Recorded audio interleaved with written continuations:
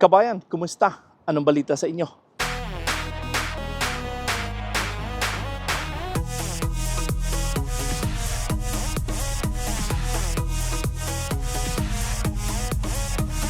So yun guys, meron tayong magandang opportunity na naman dito sa ating vlog ngayon. At sana po ay kayo man ay ma-qualify dito. Kung kayo man ay may mga sapat na qualification, sana po ay masubukan yung applyan itong mga trabaho opportunity dito nga sa Canada. Subalit, importante dito kung kayo man ay naghanap ng mga trabaho sa Canada, importante na ayusin ninyo ang inyong mga qualification. Dahil dito, sinasabi ko sa inyo na napakaraming opportunity, subalit ang problema ay yung iba ay kulang sa mga qualification, no? And again, pinaulit ko sa inyo lagi na sinasabi na kung mag-apply mo kayo ng mga trabaho dito sa Canada, importante na isulat nyo lahat ang mga ginagawa ninyo. Itong mga trabaho opportunity sa Canada, marunong kayo magbasa, mag-research kayo dahil dito ay napakalaking bagay na kayo ay mag-research dahil para alamin niyo kung ano ba ang mga opportunity na pwede ninyong apply dito nga sa Canada. Subalit siya sabi sa inyo na talagang maraming opportunity dito nga sa job bank or sa Indeed kung kayo man ay naghanap ng mga trabaho dyan. Itong ating mga kabayan dito sa ibang bansa na gusto pumasok sa Canada, sana po ay masubukan ninyong puntahan yung job bank, no? Or punta kayo sa Indeed. Mag-sign up kayo dyan, mag-sign in kayo kung kinakailangan upang kayo nga ay magkaroon ng opportunity na makakuha kayo ng magandang opportunity dito nga sa Canada. Or pwede rin kayo pumunta doon sa workabout.ph, pwede kayo pumunta sa website ng POEA dahil nakasulat doon lahat ng mga kinakailangan, andun lahat ng agency dito sa Canada ay wala kang placement fee, no? Dahil pinagbawal po yan na maningil ng placement fee. Yung LMIA naman ay hindi po yan binibenta. Yung LMIA na yan, dapat responsibilidad ni employer na bayaran ang LMIA, hindi po sa employee, no? Or sa mga aplikante. Hindi po inyong obligasyon yan dahil ang LMIA ay ina-apply yan gamit ng employer, no? So kaya sa mga nagtatanong dito na Kuya Noy, ang LMIA pinapabayad ako, huwag kayong magbayad dahil hindi ninyo obligasyon na kayo ay magbayad ng LMIA dahil obligasyon ni employer yan na magbayad sila ng LMIA para makapag-apply ng work permit. Okay?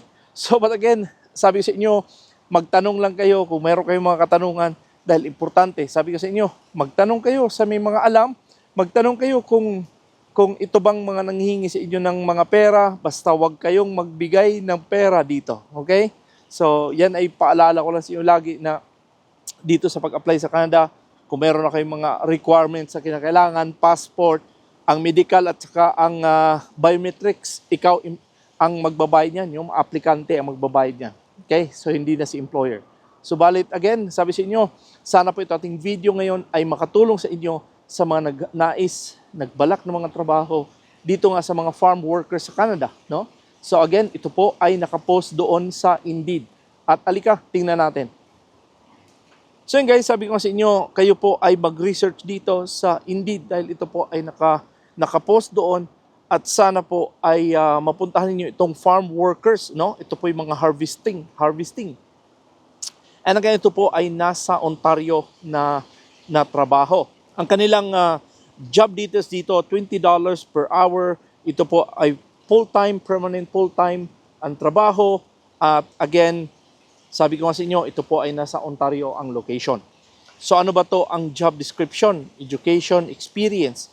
Ang education dito ay secondary, high school, graduate lang na mga certificate. Kung meron kayo, subukan nyo mag-apply. At again, ang worksite environment dito ay outdoor, dusty, hot, noisy, cold, or refrigerated. Ano ba ang work setting? Staff accommodation availability or available. Ito pong sinasabi sa inyo lagi na kung kayo man ay magsulat ng inyong mga resume, isulat nyo diyan sa inyong mga ano ba mga tasks and responsibilities nyo o ano ba mga duties nyo sa mga trabaho ina-apply nyo, no? Importante po na kung meron kayong klaseng ganitong task, isulat nyo sa inyong resume dahil napakalaking bagay na kayo ay nagsusulat sa inyong mga resume. So again, ito po ang task nila. Clean the crops, greenhouse cleaning, hand harvesting vegetables, plant, cultivate and irrigate crops, seed cutting, sort fruit and vegetables, clean work area, fertilize and spray crops, examine the product for quality and its readiness for the market. Okay? Again, ano ba tong klaseng crops ang kinakailangan? Kung kayo man ay may mga experience sa garbage, subukan nyo. Okay? So, kung meron pa kayong mga ibang alam sa mga pag-harvest ng mga prutas, mga vegetables, isulat nyo ano ang ginagawa nyo bilang isang farm worker. Okay? Dahil napakalaking bagay yan na kayo ay nagsulat sa inyong mga resume. Okay? Again, ano ba ang work condition and physical capabilities dito? Ito po ay fast-paced environment, repetitive tasks, hand-eye coordination, standing for extended periods, bending, crouching, kneeling, and then walking. Okay? So again, ang personal suitability, flexibility, organized, reliable, quick learner. Kung kayo man ay mga quick learner dyan, yan, ayusin nyo. And again, ang experience dito, ito po I will train. Again, importante pa din na kayo ay mayroong sapat na work experience kung kayo man ay nag-apply or mag-apply ng trabaho dito. At ito po ang kanilang trabaho per week, 35 to 40 hours per week. So again, sabi sa inyo guys na ito po ay nandito sa Indeed na trabaho at subukan nyo pong applyan kung kayo nga ay may mga sapat na qualification dito sa mga trabahong ito. Kung hindi man ito para sa inyo, maraming trabaho na pwede ninyong puntahan at sinasabi ko sa inyo, mag-research kayo. I-search ninyo kung ano ang trabaho hinahanap nyo. Dahil ito ay gabay lamang sa inyo kung saan kayo pumunta, ano ang gagawin nyo sa mga nagtatanong paano mag-apply. Sana po ay mapanood ninyo buo ito ating video dahil napakalaking bagay na kayo ay mag-research, magbasa kung ano ba ang sa mga opportunity dito sa Canada, ano ba ang pwedeng gawin upang kayo nga ay ma-qualify sa mga trabaho at ano ba ang gawin upang kayo ay mag-apply. No? And again, sinasabi ko sa inyo na sa pag-unang step na gagawin ninyo ay ayusin ang inyong mga resume. Kung kayo man ay nasa ibang bansa, pwede kayo mag-cross country. Yung iba ay nagtatanong kayo, Noy, ako po ay may tattoo. Huwag niyo pong problemahin ang tattoo dahil yan po ay klase ng art. No? Art po yan. And again, sa mga nagtatanong din doon sa age limit, walang age limit ang Canada. Subalit, depende na po yan sa employer kung kayo man ay tanggapin nila. Depende na po sa employer kung kayo man ay medyo mataas ng edad, subalit kayo naman ay qualify, nasa employer na din yan. No? So, again, sabi sa inyo, maraming factor, maraming paraan, maraming na pwede ninyong gawin sa pag-apply sa Canada. Subukan nyo mag-apply dito. Alam ko, marami tayong mga kababayan na sila ay qualify sa mga trabaho dito sa Canada. Alam kong marami tayong mga kababayan na talagang apaw-apaw yung kanilang mga qualification. Lalo na yung ating mga kababayan dyan sa Middle East na talagang nagbalak ng mga trabaho dito. Yung ating mga kababayan dyan sa Taiwan na mga production worker, mga factory worker, subukan nyo. Yung ating mga kababayan dyan sa Hong Kong na kadaming tao dyan sa Hong Kong, lumipat na kayo sa Canada. Subalit, ayusin ang inyong mga qualification. No? Importante dito talaga na kung kayo man ay magsulat ng inyong mga resume, detalyado nyo, i-detail nyo upang wala nang rason na ang mga employer or ang mga agency na inyong ina-applyan, kayo po'y pag-ayawan. No? Kasi nga, nakasulat na lahat anong mga ginagawa nyo. Kung kayo man ay nagbalak bilang isang housekeeping, isulat nyo anong ginagawa nyo bilang housekeeping. Kung kayo may mga janitor, isulat nyo anong ginagawa bilang isang janitor. No? Yung mga production worker natin dyan sa Taiwan, ano bang mga ginagawa nyo bilang isang production worker? Kung kayo man ay mga CNC machinist, anong ginagawa nyo bilang CNC machinist? Anong machine ginagamit nyo? Anong program ginagamit nyo? Isulat nyo lahat.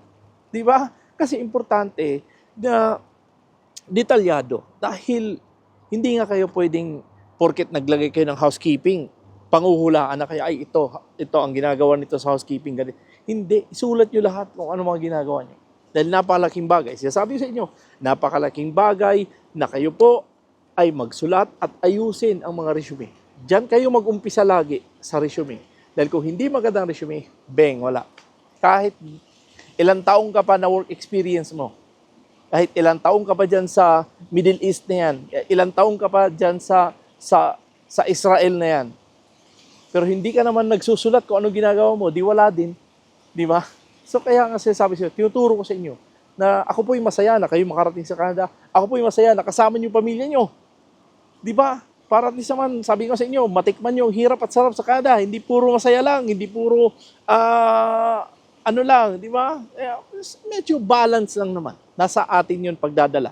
Kung tayo ay maging masaya, tayo po'y maging malungkot, nasa atin po yan. Okay? So, but anyway, again guys, sabi sa inyo, sana po ay makatulong to sa inyo tong sa mga job seekers na naghanap ng trabaho dito sa Canada. At again, kung hindi pa kayo nakapag-subscribe, sana po ay makonsider i-like, i-subscribe, at huwag nyo kalimutan lagi i-click ang notification bell para updating kayo tuwing meron ko in-upload dito sa ating channel.